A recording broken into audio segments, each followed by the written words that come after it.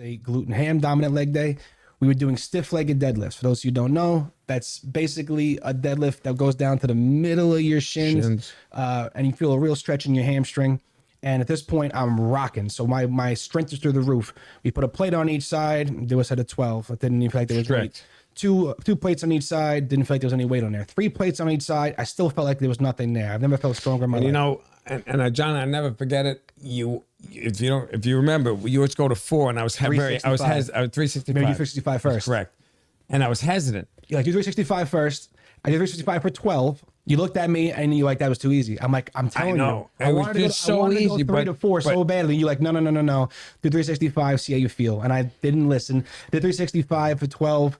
And that's a lot of weight. So that's it turns 3 weeks out from the show when your joints are frail. They don't have the fat in them. Most injuries happen when you're close to a show. And it's really, think about this. You're in a caloric deficit. You're not going to gain any muscle 3 weeks out from a show. You're just trying to hold on to what you have. So to go for a PR, which you never really did, 4 or 5, but you just felt so good that day. You know, really, it was kind of like we shouldn't be doing this, but it felt so right, and we did it. So when 3 plates did it, he's like, don't go 4, 365, did it. 405s on the bar. I go down my first rep. This is easy. I'm looking at him, like almost laughing at him, like, oh, you thought I couldn't do it. Second rep goes up. Third rep, I go down to do it. And I dropped the bar, and I felt something in my hamstring. And I thought he was spotting me. I thought he was standing behind me. And I felt like he bumped into me by accident. It felt like somebody hit me in the back of the leg. That's right. So I dropped the bar, and I turned around, and he's not behind me. He's like 5 feet away. And I'm so confused, and he's confused. And all of a sudden, I start feeling my hamstring, the muscle in my hamstring, just turn into a ball and curl up. And I was like, oh, no. Oh, my God. This can't be real life. Can't be real. I must be dreaming. This must be a fucking nightmare. I had just done 11 weeks straight where I've never tried harder at anything in my entire life. Nothing, literally. There's nothing I've given my heart into more in my entire life. I was 11 weeks straight where the plan that he laid out for me, I didn't miss a single thing. I didn't miss a single meal down to the fucking gram. Yeah. I didn't miss a single workout session. I didn't miss a single cardio, not a second that I got the treadmill early. I did everything exactly to plan. In that moment, I literally it was heartbreak. It was absolute heartbreak. Yeah, I turned around. That was devastating. I looked at him. I'm like, I just tore my hamstring. And the look on his face was equal to my devastation because he was so invested in this. He was there with me every single day. Every single night we would talk. Yeah. I would call him, probably annoying the shit out of him, calling him every single day saying, I don't know, I feel a little flat. Should I eat? I'm just saying, just stick to the plan, John. Just stick to the plan. Your brain starts to go a little crazy when you're a few weeks out and you're deprived of food and you're training 3 hours a day and you're losing your shit. And he had to keep me on track, and he did. And at that moment, I lost it. And I remember saying to you too, John, just hold on a second. Just try and do a squat. Because I actually pulled the hamstring.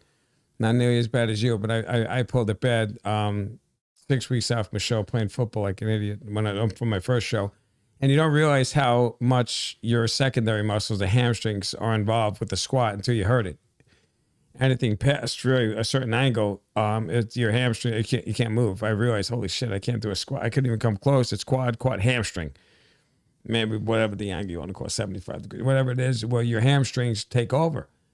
And I said, John, just do me a favor, see if he could squat. Because I knew right then and there, if he could squat, how bad it was. I couldn't feel it. I couldn't sense it. I knew it was bad by the look on his face. And I felt something was bad. You tried doing a squat and you couldn't move. I mean, you couldn't even bend your knee. It was bad.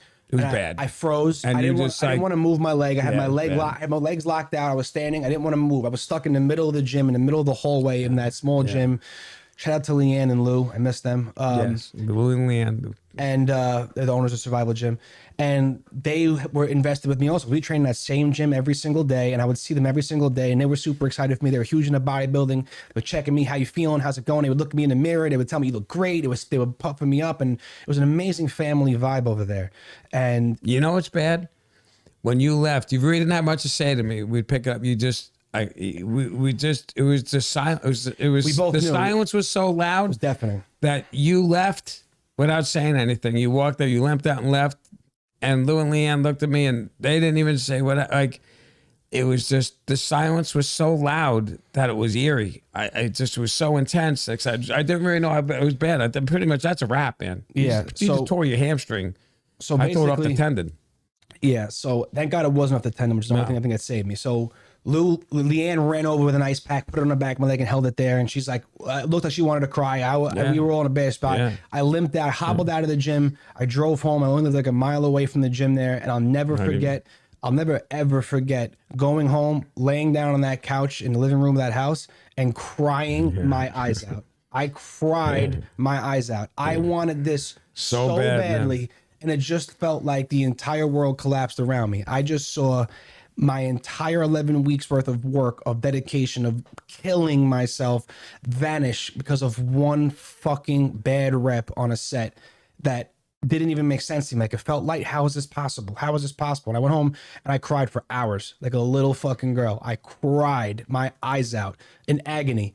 The pain physically was minuscule compared to the mental anguish that I was going through, to watch all my dreams, my visions for the next little bit just explode into a million pieces. And I remember he was texting me, telling me like, just keep your head up, like it's gonna be all right, it'll be another show.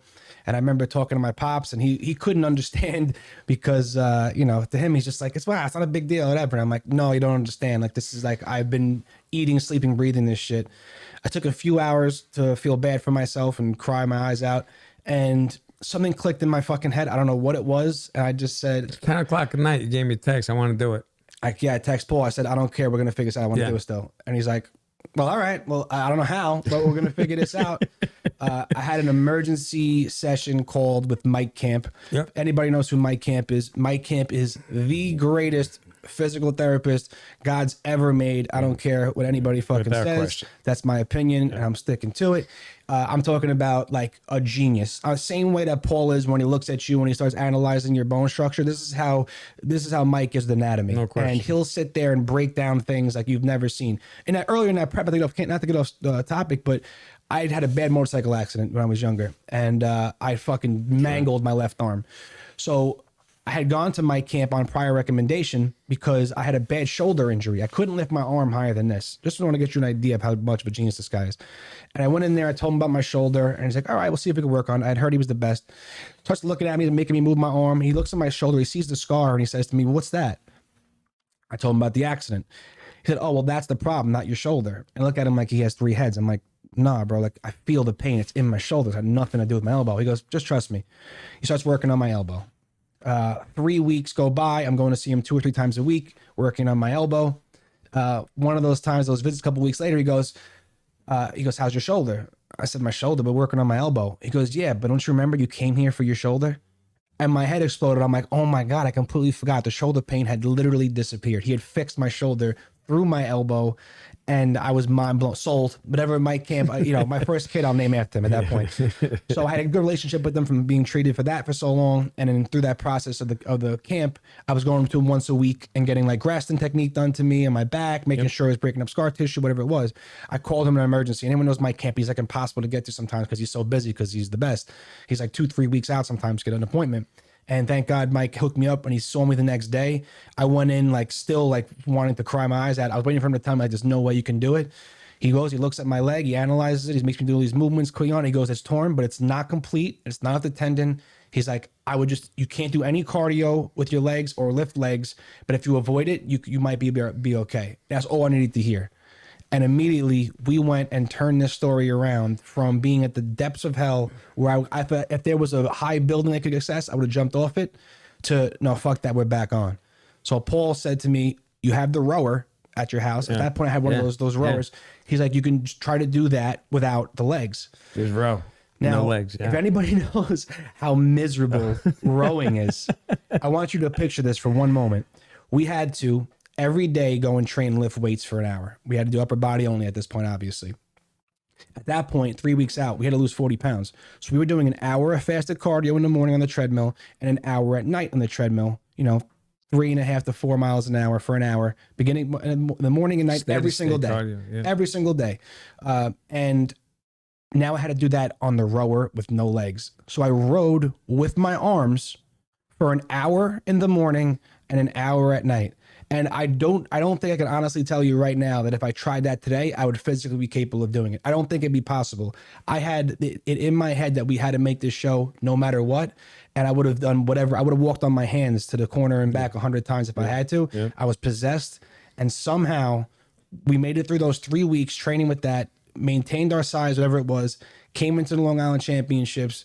Paul coached me all the way through to the day of, barely made weight, and then got on stage and we won the middleweight championship. A good class. The trophies, the plaques over there on the wall. And it's, in my opinion, one of my favorite perseverance stories of my own experience, because it's tremendous. I just, even though, I didn't win the Super Bowl, I didn't get a PhD, but to me, the mental aspect of overcoming what I came through, putting the dedication in, and then winning was something that I'll never, ever forget.